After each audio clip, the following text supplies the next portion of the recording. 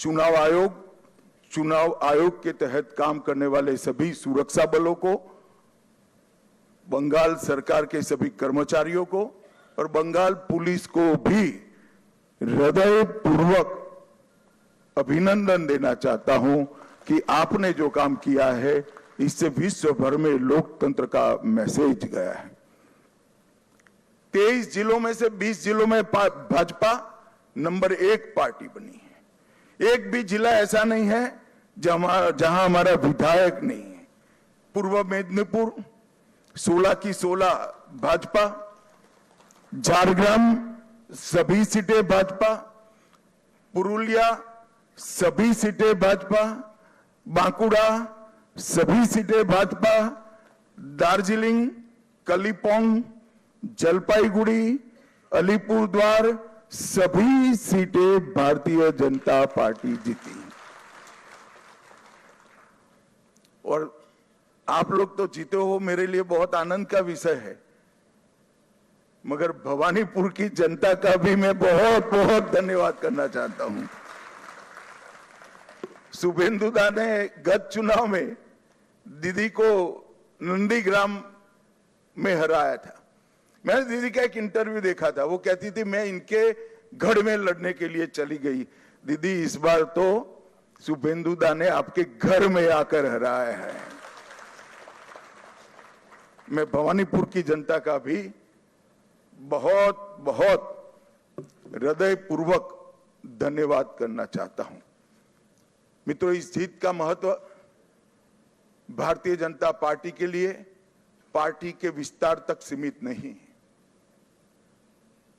इस जीत का महत्व हमारी आइडियोलॉजी के एक्सपांशन तक सीमित नहीं है। इस जीत का महत्व भाजपा एनडीए का 21वां राज्य आए इस तक महत्व नहीं है। इस जीत का महत्व है, इस जीत ने राष्ट्रीय सुरक्षा में जो सबसे बड़ा छिद्र था उसको भरने का काम किया है, वो महत्वपूर्ण है। भारतीय जनता पार्टी का वादा है बंगाल की जनता को कि न केवल बंगाल, पूरे देश भर से हम एक एक घुसपैठियों को चुन चुन कर निकालेंगे और देश को घुसपैठिया मुक्त करेंगे। और मैं आज इस मंच से कहना चाहता हूं, जो लोग कहते हैं ये ध्रुवीकरण का मुद्दा है, ध्रुवीकरण का मुद्दा नहीं है ना जी, ये देश की सुरक्षा का मुद्दा है। आपका देखने का चश्मा पीला है, इसलिए आपको सब कुछ पीला दिखता है। ये देश की सुरक्षा का मुद्दा है। मित्रों, जब भारतीय जनता पार्टी प्रचंड विजय होती है तो पानीहाटी की प्रत्याशी श्रीमती रत्ना देवनाथ वो हमारी प्रत्याशी बनकर बंगाल भर में माताओं बहनों पर जो अत्याचार हुआ है वो अत्याचार का प्रतीक बनकर सभी माताओं बहनों को एक प्रकार से ढाढ़स बना। हिगलगंज की प्रत्याशी बहन रेखा पात्रा संदेश खाली के अत्याचार के सामने सत्याग्रह की प्रतीक, और औसग्राम की प्रत्याशी कलिता माझी वो बंगाल के, कलिता जी के लिए ताली बजाओ जरा, बंगाल के दारुण से दारुण गरीबी में जी रही सभी बहनों के लिए एक आशा का बिंदु है कि हमारा भी प्रतिनिधि विधानसभा में बैठ जाते हैं। बंकिम बाबू के परिवार से भी बहन सुमित्रा चट्टोपाध्याय जी भी आज हमारे साथ जुड़ी हैं। और मित्रों, सबसे बड़ा बात यह है, सुमित्रा चट्टोपाध्याय जी खड़े हैं यहां पर, सबसे बड़ा बात यह है कि वंदे मातरम जो सांस्कृतिक राष्ट्रवाद की बंकिम बाबू ने की हुई उद्घोषणा थी, इसके 150वें साल में ही हमें ईश्वर ने बंकिम बाबू की भूमि पर सरकार बनाने का मौका दिया है। ये बहुत बड़ी बात है मित्रों। और ये शांतिपूर्ण चुनाव आने वाले दिनों में बंगाल के लिए शुभांकर साबित होने वाला है।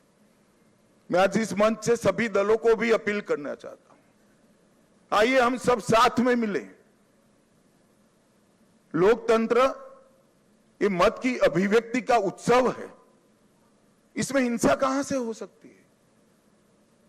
देश के सभी राज्यों में हिंसा समाप्त हो चुकी है और भारतीय जनता पार्टी की विशेष जिम्मेदारी है, साथ में सभी दलों का सहयोग भी चाहिए कि ये सरकार बनने के बाद किसी भी चुनाव में घपलेबाजी और हिंसा का समाचार देश भर में पहुंचे नहीं। ये हमारी जिम्मेदारी है मित्रों, और इसी के लिए हमें मैंडेट मिला है।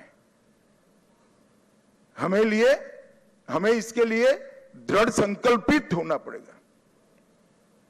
भारतीय जनता पार्टी के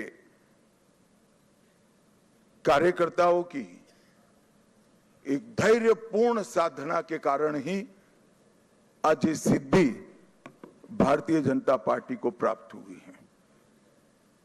हम जहां जहां शासन में आए वहां चुनावों में पारदर्शिता लाए हैं। जहां जहां हम शासन में आए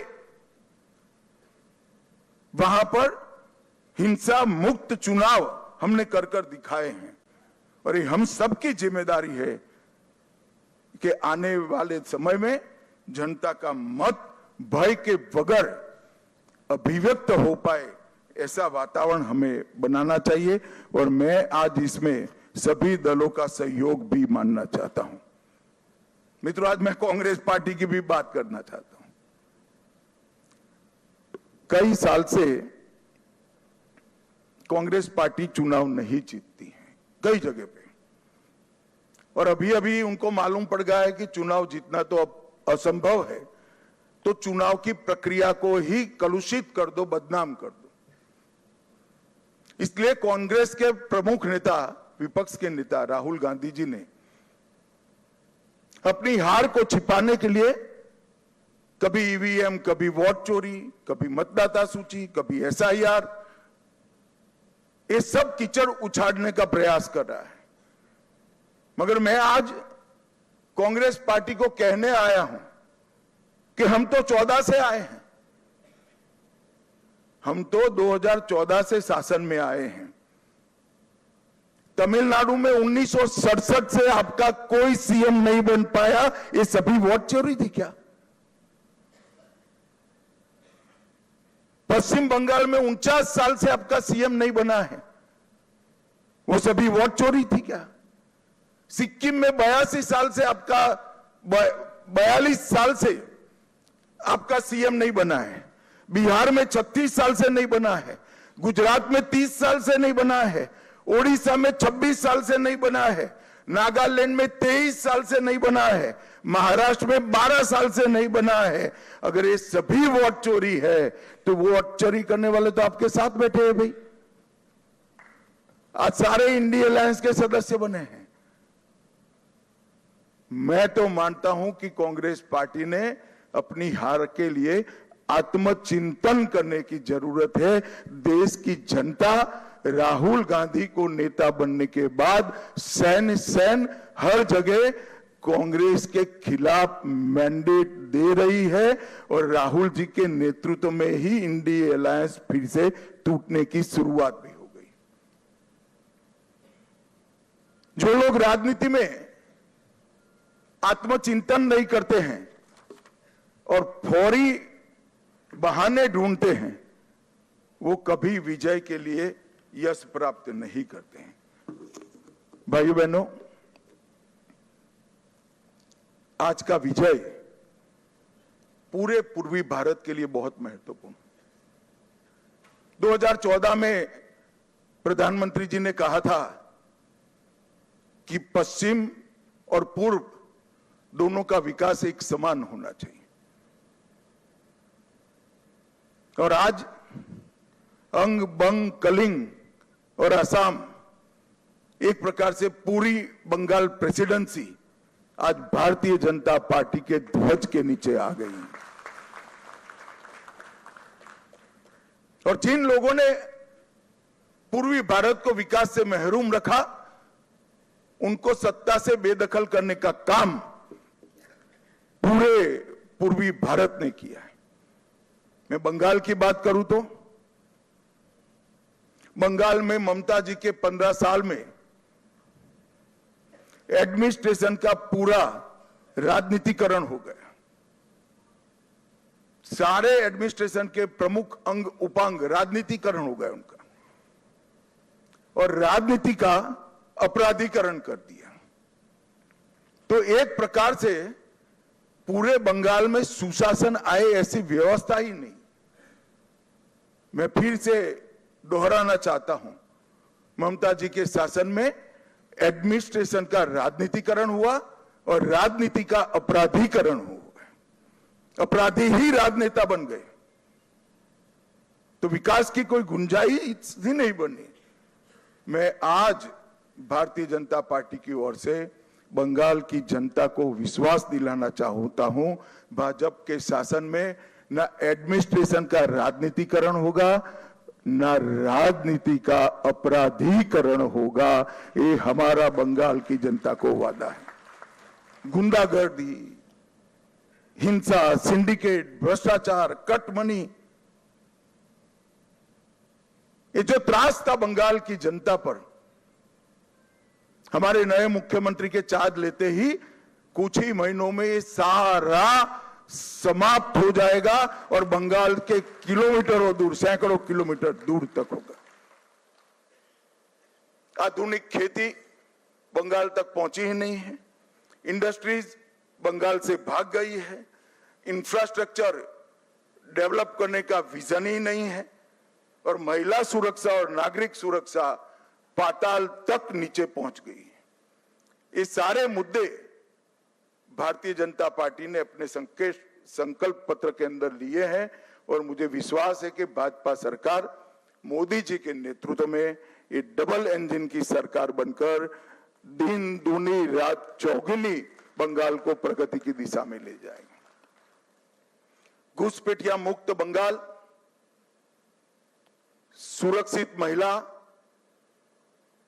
और सुरक्षित जनता, ये हमारा वादा है। और मित्रों, आज मैं इतना ही कहना चाहता हूं कि हमने बंगाल के आर्य द्रष्टाओं ने जो सोनार बांग्ला का संकल्प और स्वप्न देखा है, हम सबकी जिम्मेदारी है कि हम सोनार बांग्ला को जमीन पर उतारने के लिए अपना सबसे अच्छा परफॉर्मेंस बंगाल की जनता को दे। भारत सरकार बंगाल के विकास के लिए ढेर सारे प्रयास करती रही। मोदी जी लोकप्रिय हो जाएंगे ये डर से दीदी ने होने नहीं दिया। आज बहुत समय के बाद एक दिन आया है कि नीचे भी कमल है, ऊपर भी कमल है। अब विकास को कोई नहीं रोक सकता।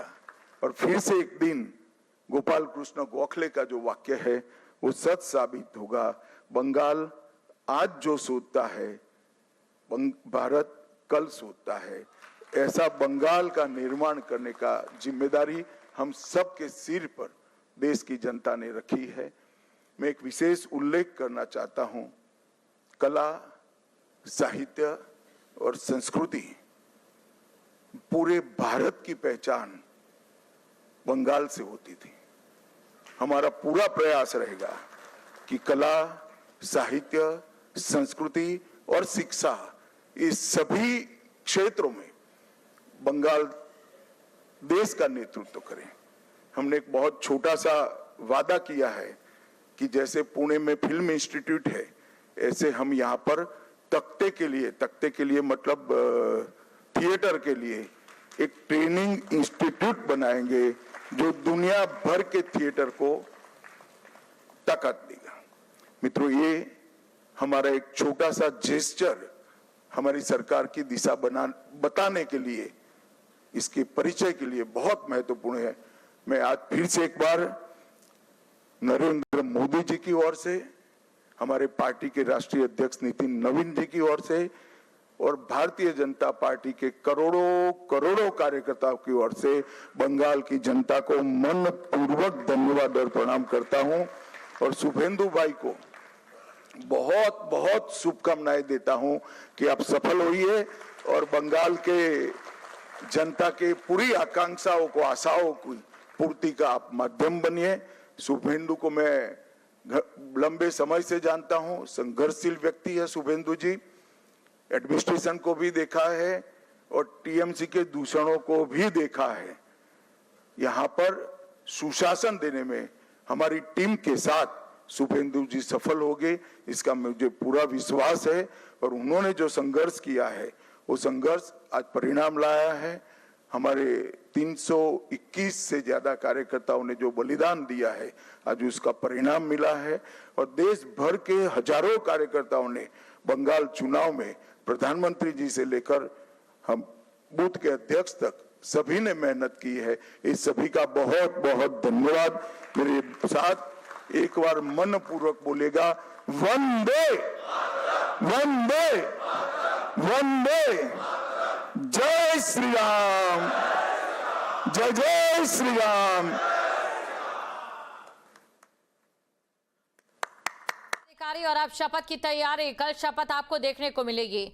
देखिए, सबसे बड़ा सवाल ये रहता है किसी भी राजनीतिक दल के लिए, अभी आपने कांग्रेस का हाल देखा है, वो तेज गायब है। ममता के राज में राजनीति का आपराधिकरण हुआ, या अमित शाह ने कहा ममता के राज में एडमिनिस्ट्रेशन का राजनीतिकरण हुआ, ये कहा गया। ममता के राज में तमाम चीजें उन्होंने कही हैं। रणनीति बनाना और फिर हार जाना, फिर रणनीति गढ़ना और फिर हार जाना, लेकिन सबसे बड़ी बात हार नहीं मानना और आखिर कर दिखाना।